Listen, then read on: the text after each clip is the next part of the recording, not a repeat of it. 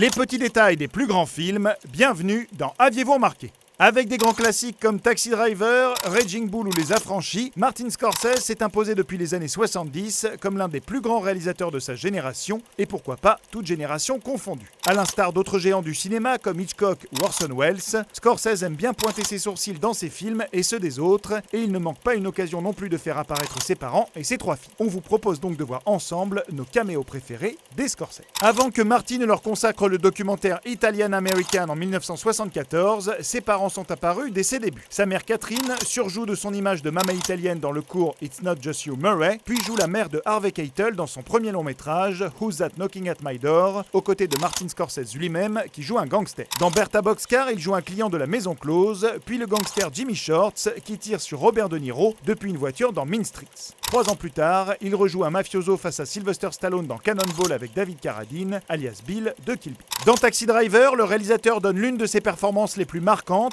en tant que passager de De Niro particulièrement inquiétant qui vient espionner sa femme adultère avec l'intention de la tuer. Ses parents Catherine et Charles apparaissent à la fin sur un article de journal en tant que parents de Jodie Foster. Dans les années 80, les caméos se multiplient, son père joue un mafieux dans un club de Raging Bull et Martin Scorsese vient chercher Jake LaMotta à la fin du film. Il joue un réalisateur dans La Valse des Pantins, sa mère joue la mère de Niro et son père et sa fille Cathy font chacun un caméo. Dans After Hours, Martin Scorsese apparaît maniant un projecteur dans une boîte de nuit et ses parents sont tous les deux assis tranquillement dans un café. Les plus observateurs auront vu Martin Scorsese à une table de billard pendant un bref instant dans La couleur de l'argent. À la fin des années 80, Scorsese multiplie ses apparitions dans les films des autres en tenant un petit rôle dans Autour de minuit du français Bertrand Tavernier. Il est pris en photo dans son segment de New York Stories co-réalisé avec Woody Allen et Francis Ford Coppola. Il a un petit rôle dans La liste noire avec De Niro et il joue même Vincent Van Gogh dans Rêve du célèbre réalisateur japonais Akira Kurosawa. En 1994, il joue dans Quiz Show de Robert Redford aux côtés d'autres réalisateurs comme Barry Levinson, puis il joue un comptable dans Search and Destroy. Papa et maman Scorsese deviennent eux aussi des mascottes que tout le monde s'arrache. Ils apparaissent dans Les Muppets à Manhattan, dans Mafia Salade de Brian De Palma ou dans Éclair de lune, une rom-com 80s avec Cher et Nicolas Cage. Mais rien ne vaut Les Affranchis où Charles Scorsese joue un mafieux qui fait la cuisine en prison, tandis que Catherine Scorsese donne le meilleur d'elle-même en jouant la mère de Joe Pesci qui fait à manger aux gangsters alors qu'ils ont un cadavre dans le coffre. Si bien que la même année, Coppola l'a fait apparaître dans son 3e volet du Parrain, et dans le même registre, elle jouera la mère d'un épicier qui ne supporte pas les gros mots dans Casino. Dans l'excellent Les Nerfs à vif, les parents Scorsese font une petite apparition à un stand de fruits, et sa fille Domenica joue une amie de Juliette Lewis. Même topo pour Le temps de l'innocence, où les parents apparaissent à une station, et Domenica joue le petit rôle de Katie Blanker qui porte le chien de son père dans les bras, le même que dans New York Story. Martin Scorsese est quant à lui un photographe de mariage, très similaire à son caméo de Hugo Cabret,